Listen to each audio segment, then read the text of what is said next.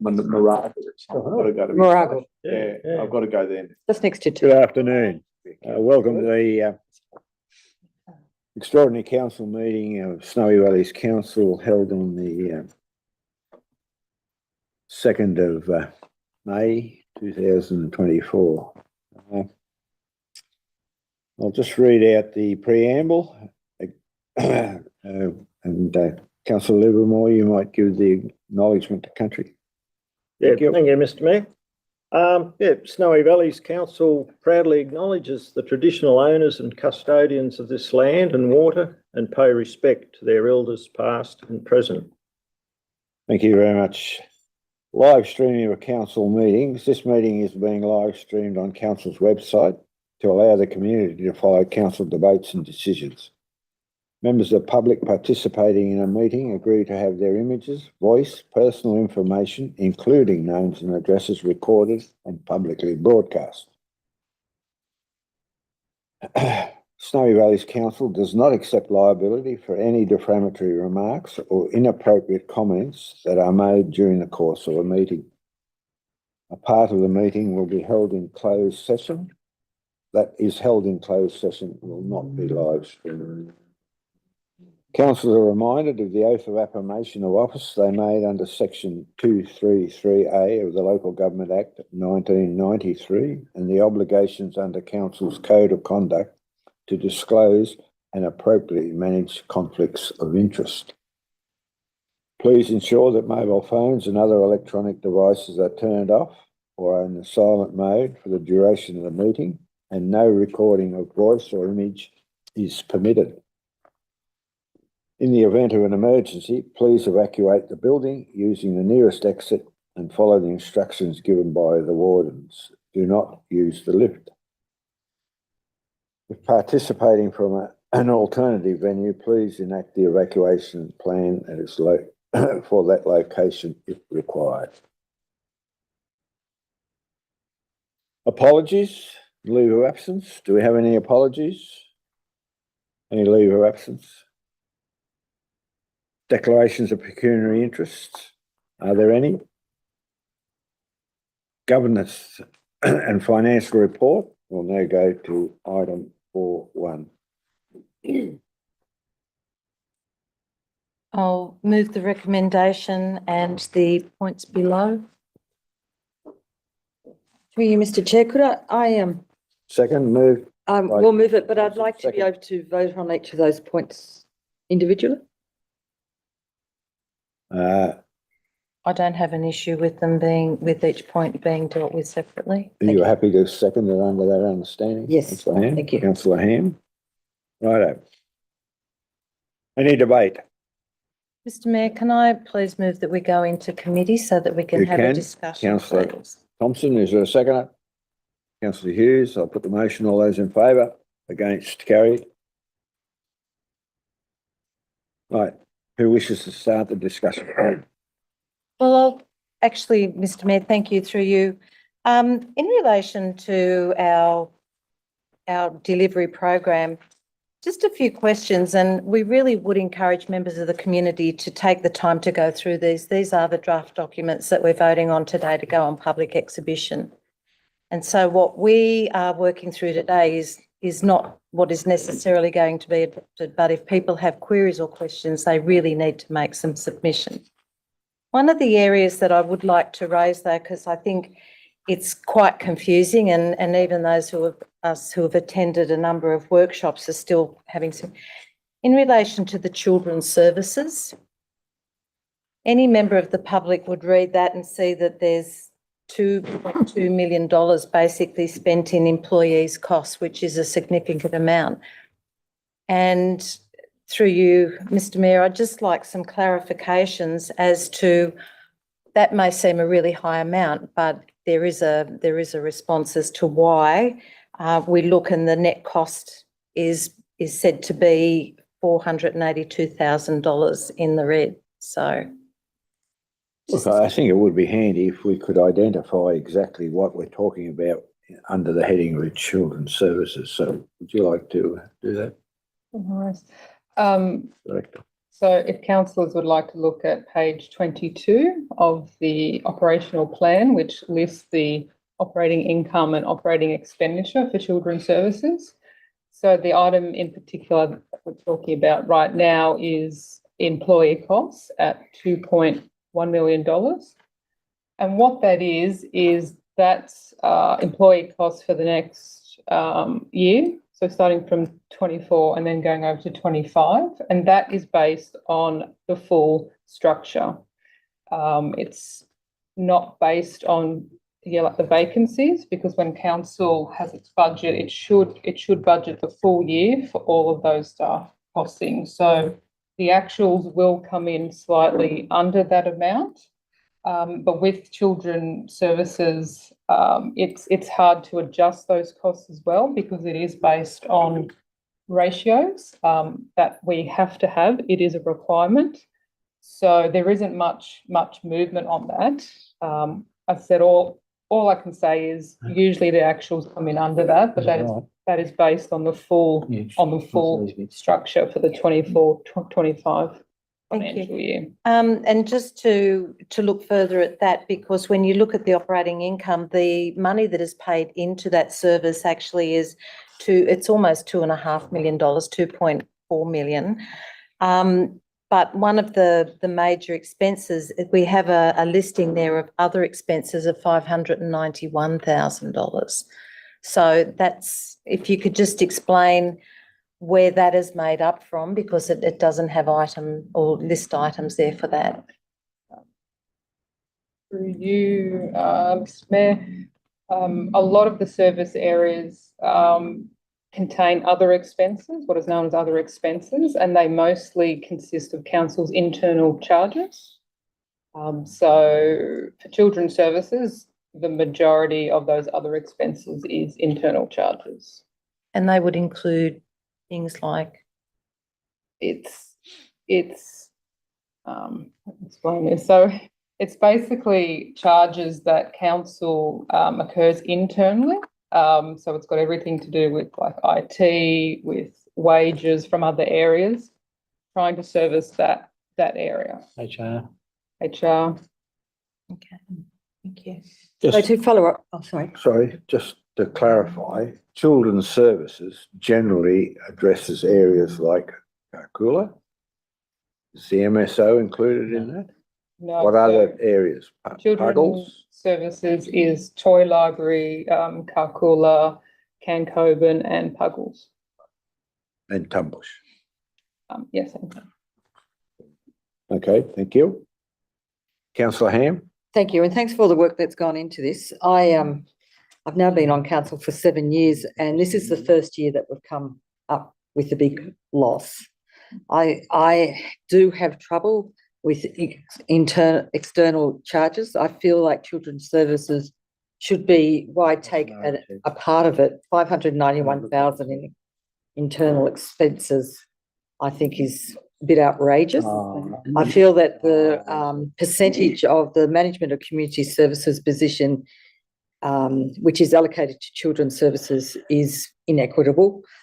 So I hope that can be changed. And why we're talking about employee cost of 2.1, you'd probably be excited if you've got that, because how bad are the positions? How many positions are we needing to fill? So at the moment, there are numerous vacancies within children's services, but also I should also clarify within those employee costs is on costs as well. So it's your wages plus super plus leave entitlements, et cetera, for like a fully costed structure. Yep. And the truth that Cancoban Preschool still cannot function at the moment. Correct. So Cancoban Preschool is still closed at this stage while we find a suitable team leader role. Right. So when it does come to children's services, this is the main reason I stood on council. I'm afraid I will not be able to support this and vote on this. I don't think that's incredibly equitable. Any other queries or discussions? Are we dealing with that first point or? Yep. The entirety? First point. Point. So We're in committee just for the first point. Well, No, I'm happy to discuss the whole what? number of points, but at this point in time, we were just discussing point one, right? If anyone wishes to raise any other points pertaining to B, C or D, feel free. Councillor Ham? I was wondering if we could talk about leadership and what that actually means. Do you wish to identify the page? I certainly do. Leadership is on page 39. One, that is supposed to be in the red, isn't it? no. The operating income, 11 million. Correct. So previously I spoke about children's services being charged, internal charges. And the manager of finance will correct me if I'm wrong, but this is where the income from those internal charges. Goes to. So those 591,000, part of that goes into that. Correct. And so a little bit from, if I went to the next one, fleet and depot. Correct. So yes, every service area does incur internal charges. Which changes, yeah. So with children's services, it's roughly around 22%, which is sort of the norm. It's not high, it's not sort of low. It is considered sort of, yeah, like the benchmark amount. And what area would be charged a higher rate? Sorry, can I? Yeah. Yeah. So internal charges is mainly the overheads and internal plant charges and internal rates and internal usage charges. So internally we use property, water and. So you're just moving money around. It depends on the usage. So for example, the Kula or for the childcare property has certain amount of rate, $3,000, then that's a part of that internal charges, which is not charged on a cash basis, but we have the true cost of that business. We have to show that that's an expenditure, because if you run that particular business as an external entity, you would be liable to pay those charges to the council. But now it's run by the council, so we have to show those charges in there. So how has this changed over the years? Do you want me to answer that, or do you want to answer that, or? You might answer that, Mr. 3-4 years we are comparing. Or It's the same for the last 4 years? No, No. last year it ran as, A profit. Well, So, no, I'm talking about leadership. I'm talking about leadership. So, Yeah. So the overheads and the charges, how long have we been charging at the rate we're charging now? Not last year. so from my understanding, it's been pretty consistent. it's consistent for last at least 3 years. The charge, the rate we Wow. are charging for each different, and it goes at the project level. So in the childcare also there are 40 different projects, so it's allocated as per the project. The percentage is same. So how much was leadership last year and the year before? Can you tell me that? Well, I can. I have it here,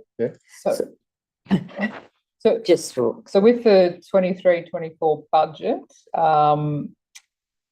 internal charges was excluded from the reporting, which is why the figures might look a little bit sort of different, because it was hard to get our head around sort of the concept. So we thought it's easier, like if councillors were having trouble, we thought the community might have trouble as well trying to interpret those figures. So a decision was made to leave those out of the 23-24 budget. We were still charging them, we just weren't reporting them.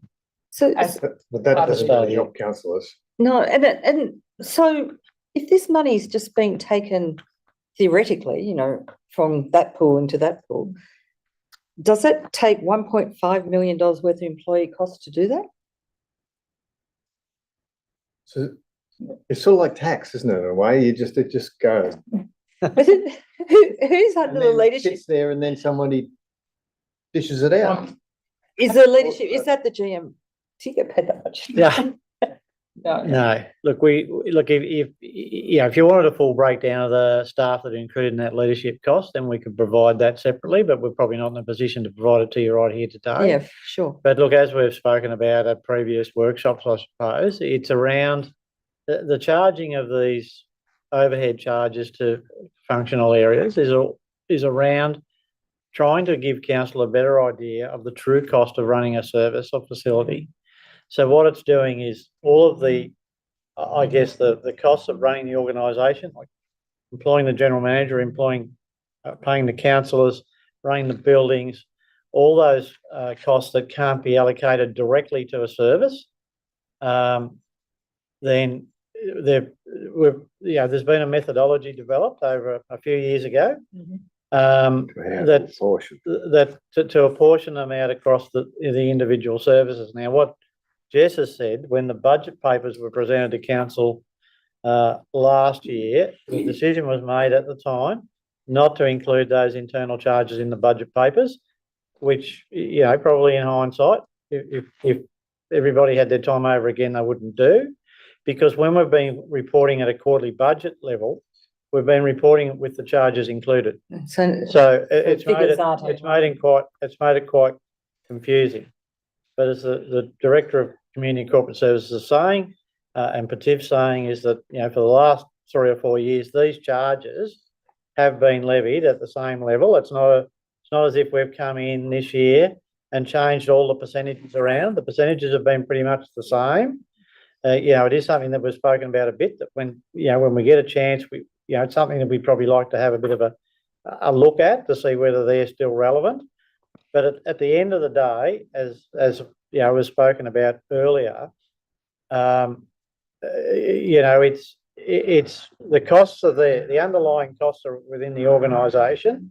So really, we can argue whether we're charging too much to children's services or too less to children's services or whatever it might be, but the costs of the organisation stay the same. It's just where they've been apportioned to.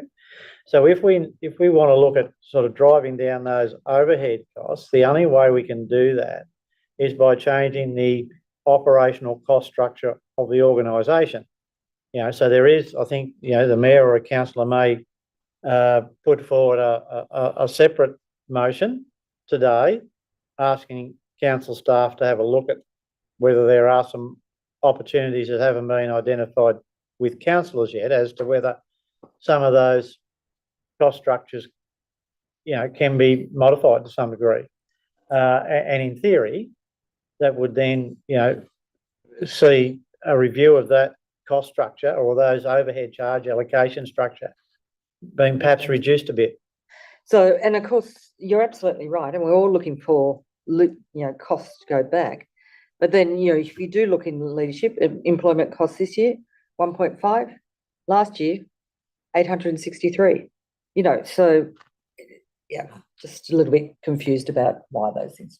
Yeah, and look, there are specific issues there. We'd be happy to bring a report back on those. As we said earlier, what we've done this year is we've fully costed the organisational structure. We haven't allowed for any positions to be vacant on the basis that if we get, to a point where we've got a full staffing complement, we've got to be able to, the organisation's got to be able to sustain that. So it's no good having an organisational structure that we've got in place that we're bargaining on, 10 or 15% of the people being vacant at all time, because there might be a point where that's not the case, and then all of a sudden we've got a black hole that we haven't necessarily estimated for or budgeted for. So you'd rather it's a bit conservative the way we've done it, but I guess we'd probably prefer to be, given the council's financial challenges, we'd probably be prefer to be budgeting on the conservative side than the optimistic side, put it that way. Thank you. Any other questions? Councillor Livermore? Thanks, Mr. Mayor. My comments, I guess, are in relation to point D there, the draft long-term financial plan. I was very happy to see the amended plan handed out today, because in the original documents, under the SRV scenario, I noted that year 10 we were looking at a unrestricted cash of about 28 million, which caused me to wonder why. However, now I realise that this amended version of it under that scenario is looking at hitting 2.4 million in 2027. And the council currently has a policy of maintaining a minimum 2 million in unrestricted cash. Correct. I personally would probably be a little bit more comfortable if at the end of that year 10, we maybe even got that up to about 5 million or even before then. Just going back, you know, we know the impacts when we had natural disasters, bushfires, so that availability of unrestricted cash was pretty critical, and we didn't have it. And that's what I think led to a lot of the reduction in the other internal reserves and so on. You know, basically chasing money. So under the SRB scenario, there is the possibility, I believe, of getting that unrestricted cash balance higher than what's proposed there, which would still be leaving a reasonable amount of money going into your internal reserves for carrying out basic operational works. So just to clarify that, so whilst it's in internal reserves at the moment, as I explained earlier, you know, council's unfortunately in a position where we haven't got asset management plans for all of our asset classes, which we're currently working feverishly towards getting completed at the moment. Now, I would suggest, so therefore it's been difficult for us to populate our capital works over that 10-year period accurately. Once those asset management plans are completed, then, you know, I think the council and the councillors would have the opportunity to sit down and look more rigorously at those plans and look at what those capital works would actually be, which will see that funding come out of that internal reserve line that it's at the moment and go up into your capital expenditure line, basically. But to do that, you know, we've spoken about before that there are some maintenance areas that we probably have got insufficient votes at the moment, longer term. There's some, you know, our roads, footpaths, curb and gutter, capital works there at the moment are primarily being funded by grants. So, you know, there needs to be more capital expenditure on those, which, you know, we've been a bit lucky over the last 5 or 6 years in some respects that we've got a lot of natural disaster funding. But longer term, we're going to have to find that funding internally to council. So look, you know, the internal reserve line will probably be lower, but the capital expenditure will be higher. But, you know, it'll be a decision for council as to what that unrestricted figure should be, whether it's 2 million, 4 million, 5 million. That can be a decision that's made when there is a, you know, potentially cash to restrict, which, as we know at the moment, you know, that's an issue that council's facing. Yeah, well, I realise that that's wholly dependent on the SRV. So it's a moot point if there is no SRV. Which at this point in time we're awaiting the outcome. Okay. Any further comments? Councillor Ham? I have two. One about the Riverina Regional Library, and I was asked by the Chamber of Commerce in Tumbarumma the other day, had it made much difference financially, breaking away from Wagga? Well, no, I don't believe it has. no, it hasn't, because the new organisation's probably running at a lower cost structure than the previous organisation. That's what I said. Yeah. You know, they had quite a highly paid director or CEO of the library when it was with Wagga, extraordinarily experienced librarian who had, you know, significant contacts across the industry, but probably at a, you know, working at a higher level than what a regional library could sustain. So the staffing structure is probably a lot leaner under the new model. And, you know, I was a bit concerned when one of the other users of the mobile library service, being Greater Hume, you know, pulled out of the mobile library service and the impact that might have had on Snowy Valleys. But since the split away from Wagga, Bland Shire Council have come into the regional library service and are also a user of the mobile library system. So our actual share of mobile library costs has actually dropped this year compared to last year. So overall, we still spend a lot of money with the regional library. 9 million. We still spend a lot of money for the regional library service, but I think it's 350,000, something like that. 400. Yeah, so it's a big commitment, and we're one of the bigger councils. But no, I don't think it's been adversely impacted by Wagga pulling out. And one of the complaints was that now they can no longer go to Wagga and borrow a book. However, I noticed here that we let non-residents do that. So, for $35 they can join up for the year. So I presume it's reciprocated. Yeah, that's more or less a state library Oh, issue that you can, they're a public library. yeah. So you can still access a library no matter where it is, if you're Excellent. if you're outside the area. But look, that is, that unfortunately, that is a bit of a downside, because how the regional library works is the books get shuffled around the region. Yeah. And if need be, if you haven't got the book in the Tumut Library, but there's one at Holbrook, you can order it and it'll get delivered. Yeah. Unfortunately, because Wagga's now not part of that, that's not available. Yeah. But it was a decision that Wagga made, that they believed that they were better off going it alone. Right. Thank you. And my second point was about noxious weeds on page 143. I feel that the fines there of $108 Fees and charges now. and Fees then and charges. please. fees and charges, sorry, You've just probably, well, that's all right. page 100, fees and charges, So it's a statutory fee. page 22. You can't do anything I about it. know it's a statutory fee. Just wondering, as a council, whether it would be possible it's just something we can start lobbying about, that we need more incentives for people to basically clean up their blackberries, if not other noxious weeds. So if we can just put that down on our lobby list or our advocacy initiatives or something like that, Sure.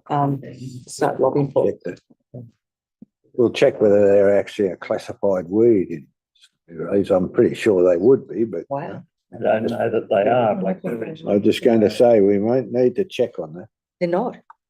Look, It's too far gone. yeah, that's right, Sam. I'm not sure that they are noxious, but if they are, they'd be a very low category. Well, can we make a bit of noise and make them high category? Well, they'll They have to haven't make been more used. noise in the plantation industry. Yeah, that's Yeah. the problem. Yeah, councillor Ham, look, unfortunately, the way that they handle noxious weeds these days is that the emphasis is more on emerging weeds that aren't already prolific, as councillor Hughes has said.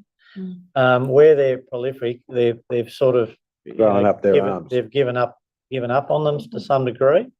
So it's things that like Parthenium weed that were coming out of Queensland at some stage. That's where the focus is these days. African love grass. African love grass and African Chilean love needle grass. grass. They're the ones Yeah. who should be working on. Yeah, Absolutely. but for them, $108 is not enough money Not enough. to deter anyone. Well, with those ones, Per week. those last two we mentioned, the main people, council and the Transport for New South Wales, they just all along the roads, and that's spreading right through people's properties. Yeah. And, you've got landholders working to try and keep it out, and there it is. There's a highway, A corridor of it. corridor. It's terrible. Swimming pools. Swimming pools, councillor Hughes, sorry. Operation. That'd be him. Ace, What would you like? Sorry. Nothing. my apologies. So I would. So, thank you, my friend.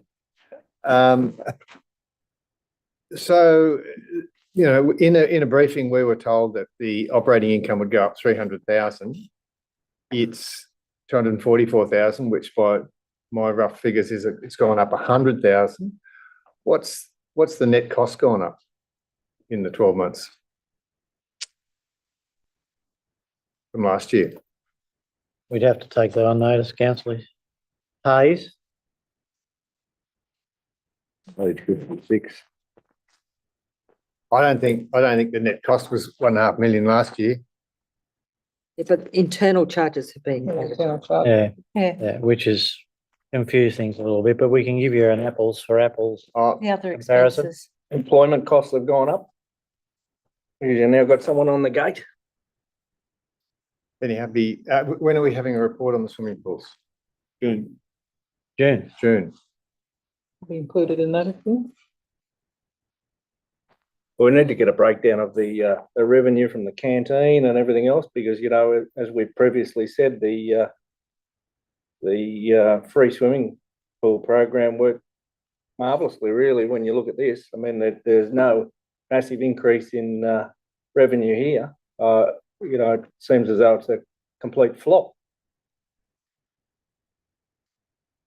Right, we'll get you some more information on that between you. now and when the, Better to have the kids in the pool than down at risk in the water, which there was a number of events this year already where the ambulance and SES have had to attend the river to pull young children out of the Tumut River because they were in a very dangerous situation and could have died. One wonders what would happen if they'd have been in the free swimming pool.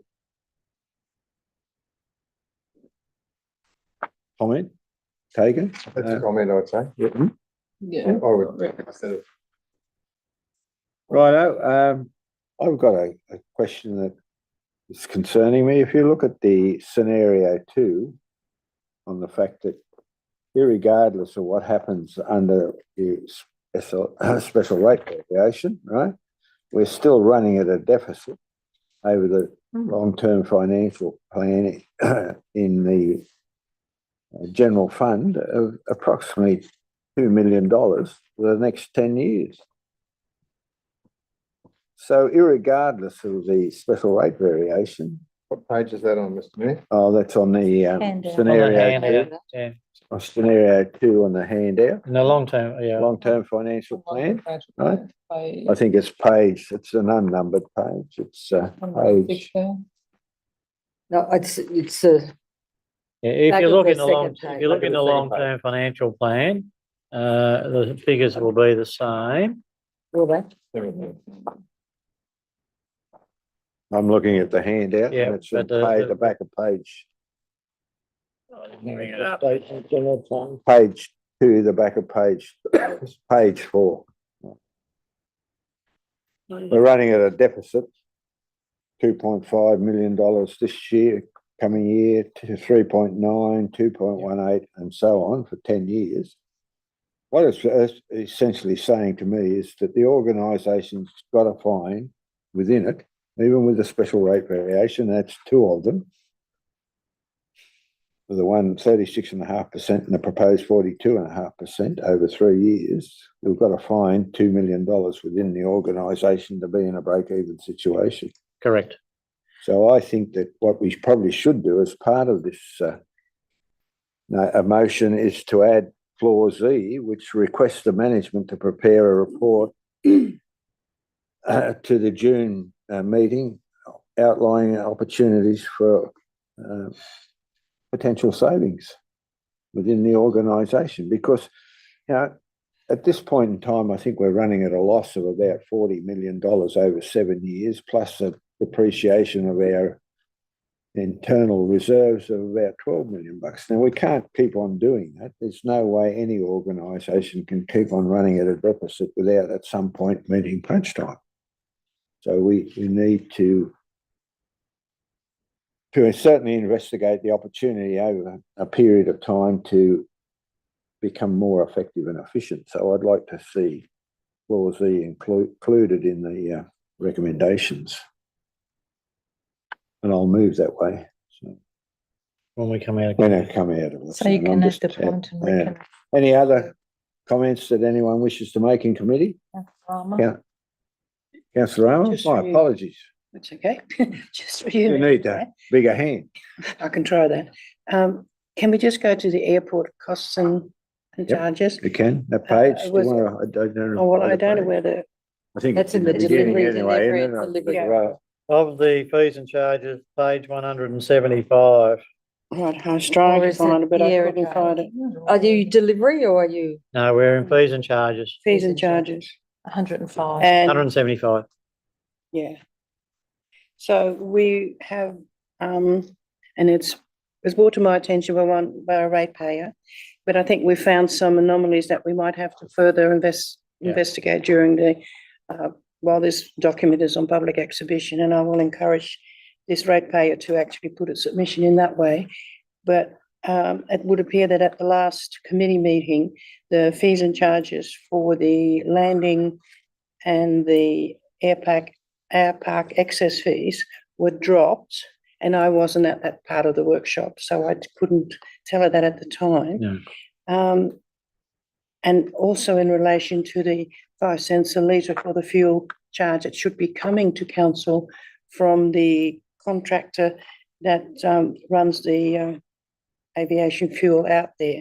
And there seems to be a bit of lack of knowledge at the moment in the organisation as to the contracts between that and between council. So could I just put it on the record that we will look into those things a little bit deeper before we finalise our documentation? Absolutely. I'll just say further to that, even understanding it's identified in the operations that there's a $20,000 income, but we don't seem to understand what makes up the $20,000. So if we could gain more information in relation to whether that comes from leasing or that hangar fees, or just for clarification. And I think it's really important probably at this point just to note that fees and charges that are being set can actually be fed, or we can change things at any time during the year. It's just a matter of following this same process of having 28 days public exhibition, and that's for fees being imposed or fees being removed. It's anything of significance in relation to fees and charges. So we can actually do that after the 28 days that this has gone out. Thank you. Any further comments? Councillor Ham, I think you had No, I'm good. you're good. Nobody else? Move out, Councillor Hayes, moving out. move out. Happy to Second, move out. moved by Councillor Hayes, second by Councillor Ham, that we go back in the council. All those in favour? Against? Carried? Righto. Now, there was, I think the motion originally was that we deal with each item individually. Mr. Mayor, you flagged I while did. in committee about Yep. another additional point. I'd like to move an additional point, a point E, and as I said before, request the management to prepare a report for the June meeting outlining opportunities for practical savings or potential savings within the this year's proposal, or the forthcoming proposed budget that are ongoing into the future, to be presented at the June meeting. Seconder? Well, we're happy to include it in the. You're happy to Yeah. include it? Well, I'm happy as well. Yeah, We're you're doing happy. them separately, aren't we? Yeah, Yeah, yeah, but we're doing you're it happy. separately. to include one. Okay, we'll deal with item one. I'll second. Seconded councillor Hayes. We may as well deal with this one Right. first. Right. Clause E, or Yeah. one. Okay, we'll deal with clause E. All those in favour? Against? The one you just moved. Yep. Yeah. Okay, we're doing, We're going backwards up to, happy to go backwards. right. We'll deal with clause D, You happy? long-term Yeah. financial plan. Well, we don't have to go backwards, but. Right. So we can jump around a bit. Righto, we'll jump around. We'll go to, Go back So to item let's- A. Let's go back to A. right? Yeah. We endorse the following integrated planning reporting, IPR documents. Point A, draft combined delivery program. Any debate? If not, I'll put the motion. All those in We favour? haven't got a mover and seconder yet, Mr. Oh, I thought, right, my apologies. Moved by councillor Thompson, seconded by Oh. councillor Livermore. Any debate? If not, I'll put the motion. All those in favour? Against? All those in favour? Can I have a show of hands? Against? Carried. So Three there's against. Three councillor against. Larter, councillor Ham And Hayes, and councillor Hayes. right? Draft 2024-25 fees and charges. Is there a mover? Councillor Ham, seconder. Yeah. Councillor Livermore, any debate? If not, I'll put the motion. All those in favour? Against? Councillor Hayes and Councillor Councillor Lyle. Barker. Item C, draft 2024-25 revenue policy. Is there a mover? Councillor Ham, seconder. Councillor Livermore. Any debate? If not, I'll put the the motion. All those in favour? Against? Carried. Councillor Hayes and Councillor Lyle. D, draft long-term financial plan. Someone move? Including the amendments to the cash. Councillor Thompson, Councillor Livermore. Should we state as, well, the one we've been given is different from what, Yeah, so it's, No, we've The already one done. that's on, it's got the, including the amendments to the cash flow. Oh, right. No, That's right, sorry, that's the thank one you. that we're moving. Yeah, if great. You're moving. Yep. Councillor Thompson and Councillor Livermore have moved. Any debate? If not, I'll put the motion. All those in favour? Against? Carried. Councillor Lara, Councillor Hayes are against it. Would Councillor Lara and Councillor Hayes propose an alternative, like to propose an alternative? I think 5, I think the last one is the alternative list. Yeah, right. Very good. Righto. Is there any, sorry, Councillor Lara? I'll just further add to that, that I previously commented and voted for, an intervention from the local government minister in regards to the sustainability of not only this council, but all councils, with the increase in the special rate variation. And there's no way in the world that I can vote for this, having put it on public record that this council is unsustainable under the current mechanism for income. Very good. Thank you for that comment. If there's no further business, is there, Mr. General Manager? No, Mr. Mayor. No other comments anyone wishes to make? I'll declare the meeting closed and thank everybody for their attendance. This will now go out on public exhibition.